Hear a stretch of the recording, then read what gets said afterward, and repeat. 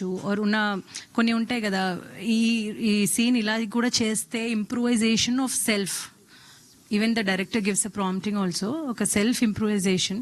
So what is that in the journey that both of you started, and ఇప్పుడు మీ ఇద్దరు mind సెట్స్లో ఏముంది?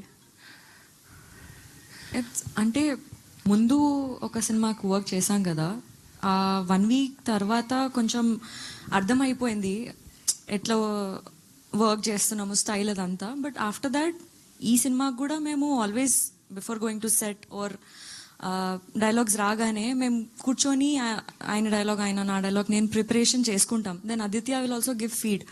మాకు ముగ్గురం కూర్చొని మాట్లాడుకొని అంతా రిహార్సల్లా చేసుకొని we go on set. But it's all nice, very comfortable. Anand, what you have to say? మనోడితోటి పెద్ద అడ్వాంటేజ్ ఏంటంటే ఒక డైలాగ్ చెప్తున్నప్పుడు అది డైలాగ్ లాగా అనిపించదు. అది ఇట్లా ఒకసారి చదివితే సీన్ పేపర్ అట్లా వచ్చేస్తుంటుంది. So most of the scenes మా ఇద్దరు కాంబినేషన్ సీన్స్ అయితే మేము రెండోసారి సీన్ పేపర్ కూడా చూడక్కర్లేదు. అలా ఆ ఫ్లోలో మేము చేస్తూనే ఉంటాం. సో